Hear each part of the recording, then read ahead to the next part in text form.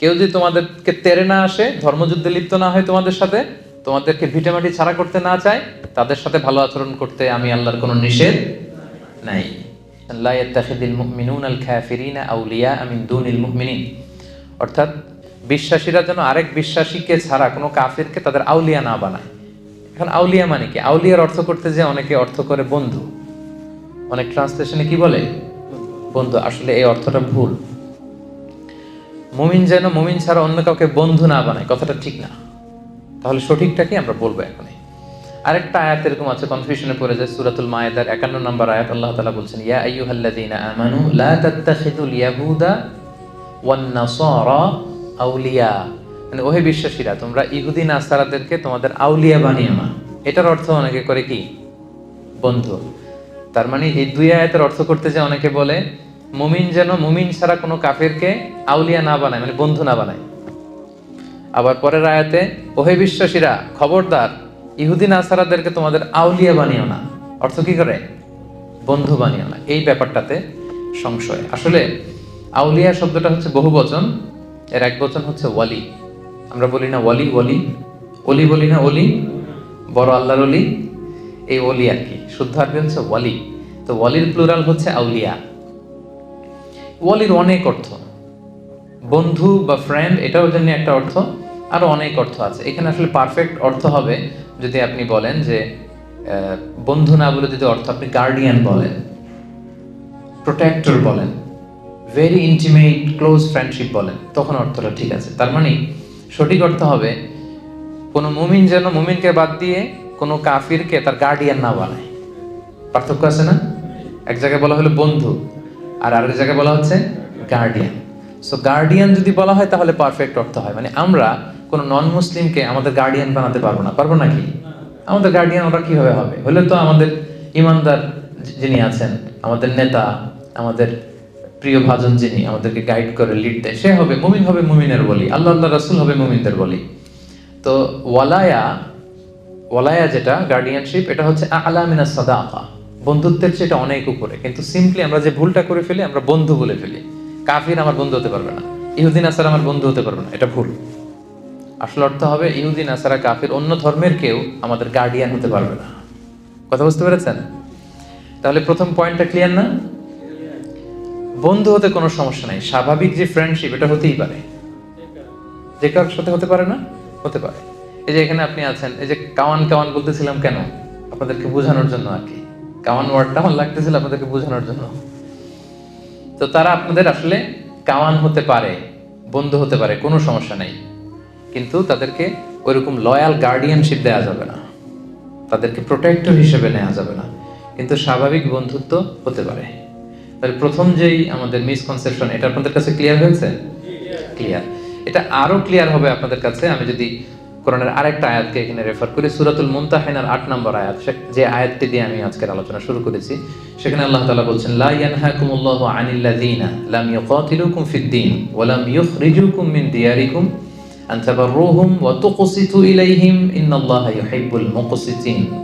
এর মানে হচ্ছে যারা অমুসলিমদের মধ্য থেকে যারা তোমাদের সাথে যুদ্ধ করে না আর তোমাদেরকে তোমাদের ঘর বাড়ি থেকে তাড়িয়ে দেয় না, তাদের সাথে ভালো আচরণ করতে কিন্তু আমি আল্লাহ নিষেধ করি নাই।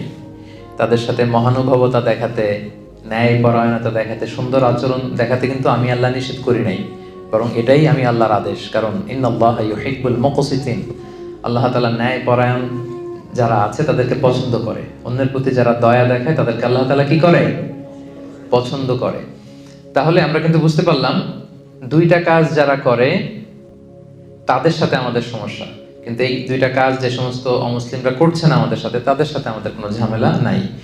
সেই দুইটা কাজ কি? এক হচ্ছে আমাদের সাথে যারা শত্রুতা দেখায় না, বিরোধ দেখায় না, যুদ্ধে লিপ্ত না, আবার আমাদেরকে আমাদের ঘর থেকে উচ্ছেদ করছে না, এলাকা ছাড়া করছে না, এরকম যদি অমুসলিম হয় তাদের সাথে আমাদের ভালোবাসা দেখাতে, মহানুভবতা দেখাতে, ন্যায় পরায়ণতা দেখাতে কোনো বাধা আছে? নাই। আচ্ছা সিম্পলি ধরেন, এই যে মালয়েশিয়াতে ভিন্ন ধর্মের হিন্দু ভাইরা, তামিলরা, তারপর চাইনিজ বৌদ্ধ ধর্মের চাইনিজ ভাই বোনেরা, এরা কি আমাদের সাথে যুদ্ধে লিপ্ত? সবাই বলতে হবে যুদ্ধে লিপ্ত। তামিলরা যুদ্ধে লিপ্ত? থাও ধর্ম আছে একটা, এরা কি আমাদের বিরুদ্ধে যুদ্ধে লিপ্ত? তো এদের সাথে আমাদের কি সমস্যা? এদের সাথে আমাদের ফ্রেন্ডশিপ হতে পারে, এদের সাথে আমাদের ভালো আচরণ দেখানো লাগতে পারে। আল্লাহ তাআলা পুরো স্পেকট্রামটা উল্লেখ করেছেন, দ্য এন্টায়ার স্পেকট্রাম। বীর আর কিসত, বীর মানে হচ্ছে সর্বোচ্চ ভালোবাসা দেখানো, এটা প্রয়োজন আপনি দেখাতে পারেন। মা বাবার প্রতি যে আমরা সদাচরণ দেখাই, এটাকে আরবিতে বলে বীর, বিররুল ওয়ালিদাইন। আর কিসত হচ্ছে সমান সমান, সে যতটুকু ভালো আচরণ করে আমি অতটুকু করব। তাহলে আল্লাহ সর্বোচ্চ থেকে সর্বনিম্ন সবটার কথা আল্লাহ বললেন। কেউ যদি তোমাদেরকে তেড়ে না আসে, ধর্মযুদ্ধে লিপ্ত না হয়, তোমাদের সাথে তোমাদেরকে ভিটেমাটি ছাড়া করতে না চায়, তাদের সাথে ভালো আচরণ করতে আমি আল্লাহর কোনো নিষেধ নাই। এই আয়াত থেকে এবার বুঝতে পারছেন না যে সুন্দর আচরণ করতে হবে এদের সাথে। আর অন্য ধর্মাবলম্বী ভাই বোনদের সাথে ভালো আচরণ করলেই না তারা ইসলামের দ্য বিউটি অফ ইসলামকে তারা দেখবে, বুঝবে। আপনি সুন্দর সুন্দর ইসলামের কথাগুলো যদি পৌঁছে দেন, মানুষের সাথে শেয়ার করেন, আপনি অবাক হবেন কিভাবে পঙ্গপালের মতো মানুষ, অন্য ধর্মের লোকের আপনার কথা শুনতে আসবে। তারা আপনাকে দেখে ইমপ্রেস হবে, কারণ you are the ambassador of Islam. আমরা প্রত্যেকে ইসলামের অ্যাম্বাসেডর। আমার কাছে সবচেয়ে বেশি ভালো লাগে যে অনেক বিধর্মী ভাইরা আমার সাথে কথা বলতে আসে। এয়ারপোর্টে বিভিন্ন জায়গায় অনেক হিন্দু ছেলেরা দৌড়ে আসে, বলে হুজুর আপনার সাথে একটা সেলফি তুলবো। অন্যদেরকে না করলেও এদেরকে আমি না করি না। আমি বলি যে হ্যাঁ তোলো, যত মনে চায় তোলো। এই তো গত পরশু বোধহয় বুকিট বিনতাং এরিয়াতে আমার একটা কাজ ছিল, হঠাৎ এক ছেলে দৌড়ে আসছে, দেখে বলতেছে হুজুর একটু গ্লাসটা নামা। তো গ্লাস নামালাম, বলতেছে আমি কি বড়ুয়া যেন বললো, বড়ুয়া। তো বলতেছে আমি বৌদ্ধ ধর্মের, বাড়ি কোথায়? কক্সবাজার। তো কি করো? এখানে কাজ করি। তো বলে আমি বৌদ্ধ হলেও আপনার আলোচনা সব শুনি, আমি আপনার আলোচনাগুলো আমার খুব ভালো লাগে, আমি অনেক কিছু শিখতেছি। So this is the way. এইভাবেই তো ওদের কাছে পৌঁছতে হবে আমাদের। এমন তো হতে পারে সে আলোচনাগুলো শুনতে শুনতে ইসলামের সৌন্দর্য, ইসলামের এই যে ব্রড সেন্স, ইসলামের এই মাধুর্য, এগুলো দেখে একসময় সে কালেমা পড়ে কিন্তু মুসলমান হয়ে যেতে পারে না? আমাদের অনেক প্রোগ্রামে অনেক অন্য ধর্মের ভাই বোনেরা কিন্তু এসে কালেমা পড়ে মুসলমান হচ্ছে, তারা শাহাদা বাক্য পাঠ করতেছে। তো আপনি যদি ওদের সাথে কথাই না বলেন, আপনি যদি ওদেরকে শত্রু জ্ঞান করেন, তো তারা কি আপনার সাথে মিশতে পারবে? পারবে না, তো কাছেই তো আসতে পারবে না। মুসলিম হওয়া, আমাদের ইসলাম সম্পর্কে জানা তো দূরের কথা। তাহলে সম্মানিত ভাইয়ের এটা ক্লিয়ার হলো যে আসলে বন্ধুত্বে, কোনো সাধারণ বন্ধুত্বে কোনো সমস্যা নেই। এবং যারা আমাদের প্রতি হেট্রেড ছড়ায়, তারপর হিংসা ছড়ায়, আমাদের সাথে বিরোধে লিপ্ত, আমাদেরকে উৎখাত করতে চায়, এদের সাথে আমাদের রিয়াকশন ভিন্ন। কিন্তু স্বাভাবিকভাবে কোনো অন্য ধর্মের লোকদের সাথে আমাদের খারাপ আচরণের সুযোগ নেই, বরং আল্লাহ তাআলা তাদের সাথে মহানুভব হতে বলেছেন, ভালো আচরণ করতে বলেছেন। যত সর্বোচ্চ আচরণটা, আমাদের ভালো আচরণের সর্বোচ্চটা কিন্তু তাদেরকে দেখাতে বলেছেন, যাতে এগুলো দেখে তারা ইসলামের প্রতি কি হয়? আকৃষ্ট হয়। বুঝতে পেরেছেন না ব্যাপারটা? ক্লিয়ার তো না? আচ্ছা, এবারে এতক্ষণ তো দলিল দিলাম, এবার কিছু কমন সেন্স বলি। এটা কমন সেন্সও আমাদের বলে যে আমাদের যেই ন্যাচারাল লাভ, ভালোবাসা, এইটা আমরা আটকাবো কিভাবে? এটা তো আটকানোর সুযোগ নাই। সহজাত ভালোবাসা যেটা এমনি মন থেকেই আসে। দেখবেন অনেক, আমি কুমিল্লাতে থাকতে এক হিন্দু দোকান থেকে মুদির সদাই করতাম আর কি, মুদি আইটেমটা কিনতাম। অন্য মুসলিমদের ওখানে কেন যেতাম না, মানে একবার তার দোকানে যাওয়ার পরে এত ভালো আচরণ, এত তার সুন্দর ডিলিংস, আমাকে সে মুগ্ধ করেছে। তো বাধ্য হয়ে একে আর বাদ দিতে পারি নাই। বাজারে গেলেই আমি এর কাছ থেকে সদাইটা নিয়ে নিতাম। তো এই যে আমার মুগ্ধতা, তার সততা দেখে, তার নিষ্ঠা দেখে, এটার কি আমার হাত আছে? হৃদয়ের উপরে তো আমার হাত নাই। এজন্য ইসলাম সহজাত যে ভালোবাসাটা তৈরি হয় অন্যের প্রতি, এটাতে বাধা দেয় না। সিম্পলি একটা উদাহরণ দিয়ে বলি, আল্লাহ রাসূল সাল্লাল্লাহু আলাইহি ওয়াসাল্লামের চাচা আবু তালেব, উনি কি ইসলাম ধর্ম গ্রহণ করেছিলেন? জানেন আপনারা? উনি কিন্তু ইসলাম ধর্ম গ্রহণ করেনি, মুশরিক ছিলেন। কি ছিলেন? শিরকের উপরই ইন্তেকাল করেছেন। এমনকি মৃত্যুর বিছানায় আল্লাহ রাসূল সাল্লাল্লাহু আলাইহি ওয়াসাল্লাম যে বললেন, চাচা একবার শুধু বলেন আশহাদু আল্লা ইলাহা ইল্লাল্লাহ ওয়া আশহাদু আন্না মুহাম্মাদান আবদুল্লাহি ওয়া রাসূলুহু, বাকিটা আমি আল্লাহর সাথে বুঝবো, শুধু একবার এটা আপনি আমাকে বলেন।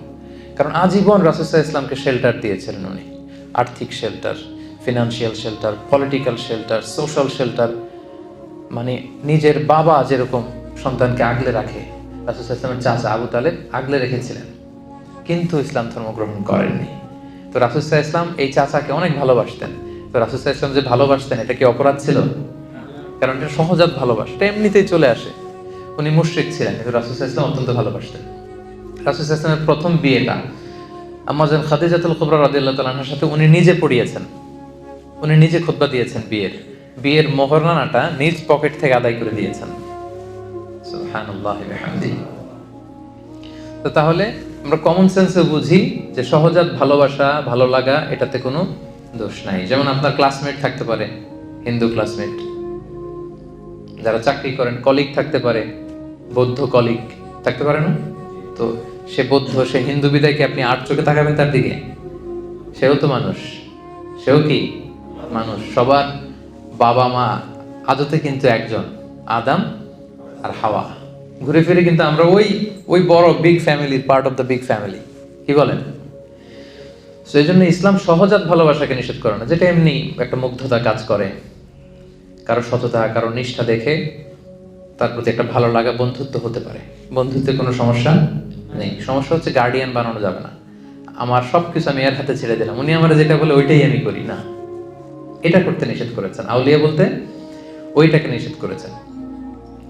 আরেকটা প্রমাণ হচ্ছে অমুসলিমদের প্রতি সহজাত ভালোবাসা যদি বৈধ না হতো, তাহলে আহলে কিতাবদেরকে বিয়ে করার বৈধতা ইসলামে থাকতো না। ইসলামে একটা বিধান আছে যেটা আমরা অনেকে জানি না। আহলে কিতাব যে মেয়েরা আছে, অর্থাৎ ইহুদি নাসারাদের মধ্য থেকে যারা আহলে কিতাব, প্রকৃত আহলে কিতাব, ওই মেয়েদেরকে কিন্তু মুসলিম পুরুষরা বিয়ে করতে পারে উইথ সার্টেন কন্ডিশন। তো যাকে আমি বিয়ে করব সে আমার ধর্মের না, সে আহলে কিতাব, অন্য কিতাব মানে ওল্ড টেস্টামেন্ট মানে নিউ টেস্টামেন্ট মানে অন্য ধর্মের। তো তাকে বিয়ে করলে তো তাকে আমার ভালোবাসতে হবে, কি বলেন? যাকে আমি বিয়ে করব, এক ঘরের নিচে থাকবো, একসাথে থাকবো, তার সাথে আমার ভালোবাসার ব্যাপারটা আসবে না? তো তাহলে দেখেন যে স্বাভাবিক ভালোবাসা যদি অবৈধ হতো, তাহলে আহলে কিতাবদের যে নারীদের সাথে মুসলিম পুরুষদের বিয়ের বৈধতা উইথ সার্টেন কন্ডিশন, এটা কিন্তু হতো না। এক্ষেত্রে অনেক কন্ডিশন আছে। আল্লাহ তাআলা বলছেন ওয়াল মুহসানাতু মিনাল মুমিনাত ওয়াল মুহসানাতু মিনাল্লাযিনা উতুল কিতাব। ওখানে প্রাইমারি 3টা কন্ডিশন আয়াত থেকেই বোঝা যায়। এক হচ্ছে যে আল মুহসানাত মিনাল্লাযিনা উতুল কিতাব,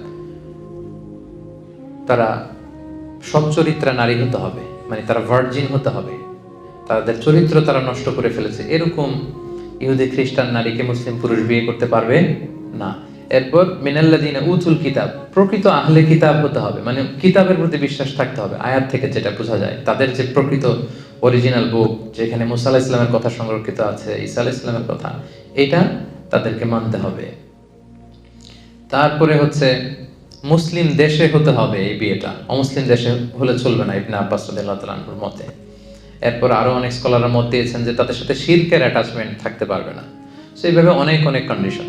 এই প্রসঙ্গটা আনার উদ্দেশ্য এটাই যে সহজাত ভালোবাসা যদি বৈধ না হতো, মুমিন নারী ছাড়া আহলে কিতাবদের নারীদেরকে বিয়ে করা আমাদের জন্য বৈধ হতো না।